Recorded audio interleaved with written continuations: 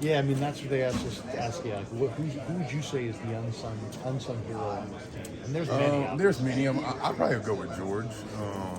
Like I think on special teams he has like 20 tackles this year on special teams. George That's, Odom. yeah, There so you like go. that's a huge. How about trash talker? Who's the biggest trash talker in the league? We really don't have trash talkers, but like guys that are motivational, I would say like Fred Warner.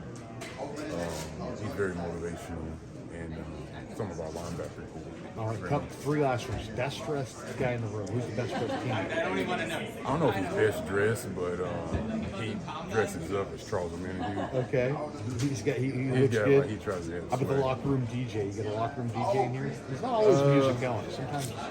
There's different guys like Ray Greenlaw, maybe, but there's different guys that have played their music. Last one they got for us is best dancer on the team. Who's the best dancer on this team? I don't know if he's the best dancer, but I'll say Charles Amenadu because he always tries to dance coming out of the tunnel. But I'll give it to Charles. Jordan, good talking to you, man. Jordan, good talking to you. Let's speak a little bit more just about the play you made in the playoffs last year. Obviously, it was such a huge play. Just looking back on it, what that meant, and kind of how you think about that going into these playoffs. I think it was a big play because it was like just one of those situations where the team needed like a big play. Not that I took the field knowing that would happen, but just like to have the opportunity to make a play that kind of like launched us to where we wanted to go. Right. And I guess what's the mindset going into these playoffs compared to last year? This year, I think we have the same mentality, but like our back's not as much against the wall as it was last year, and I think we're a little bit healthier of a roster at this time. So we're a little bit more ahead of the curve than we were last year. So. Nick Bosa's had a pretty good year. What's it been like being next to him in his locker? And just his approach this year about going further in the playoffs. So we don't have like a ton of dialogue, but like obviously he's the top of the top professionals.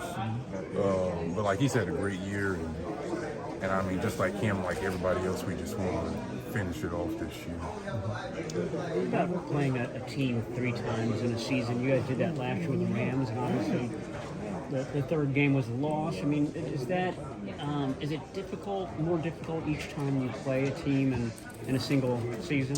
I don't think it is, and I don't think that really affected us last year either. It was just like, if anything, the only thing I hated about last year was just like playing at the same stadium. But I don't think it'll affect us much. You know, we haven't even discussed playing a team 3 times. At least we know who we're playing. Like it's not like it's going to be a surprise on game day who we're playing. Do you remember any wrinkles at the Rams? I mean, was there anything about that third game that was different than the first 2? I don't think they did anything differently. It was just kind of like our playoffs kind of like was all based off of like making that one more play, and we kind of just, you know, in that third game, we didn't make that play that we needed to make at some point in the game. Like if you go back through all the playoffs games, somebody made a play that propelled us. So it was like it just didn't happen in that third game, and we ran out of time. So when they got the momentum there late, and that was what happened. It's been, 2 years? When 2020 is when the trade came down, and you've gotten a chance to work with this defensive line with Chris Kasarik. Where do you feel that you are confidence-wise as a pass rusher and defensive lineman now versus day one when you first stepped in coming from the Jets? I feel pretty confident now. I think what I've learned is just like how to set my moves up, angles, and then like if you start with power, then that'll open up your finesse moves. Like just being smart about like rushing better competition, so to speak, is what I'm getting better at. Trent Williams is obviously as good as there is, maybe at any position in the league. When you square up against practice every night, like what makes him so good? What makes it so easy for him? I mean, I think what makes Trent good is that he's like, you have some guys that are balanced, and then you have some guys that are quick. He has all the attributes, so it's just like he's everything all in one. So like, really with him, if you want to have any chance of beating him, it's just you got to keep coming at him and like hope he takes a play off or makes a mistake or something. What was it like when you first came to this team and you ended up having to go against him? How frustrating is it not knowing what could work against somebody. I mean, it definitely is frustrating. I mean, you just know he's the best player. Like, no one has to tell him that. So, like, you just know, just like technique wise, like, if you have any opportunity against him, it's just gonna come from like just effort. Yeah. Like going as hard as you can, because he has all the attributes, you know. Yeah. So I guess you got to wait till he gets a little bit older or whatever.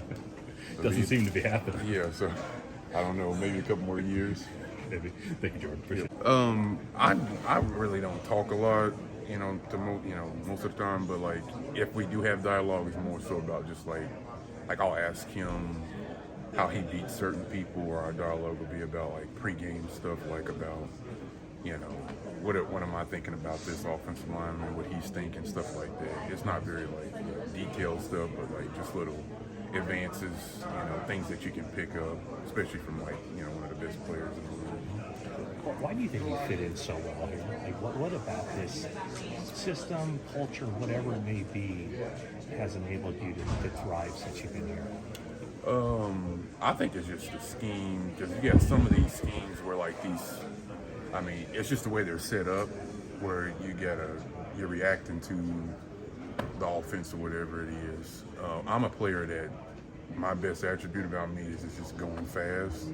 So like if I can go fast without like having to process a lot, that's what the scheme allows me to do.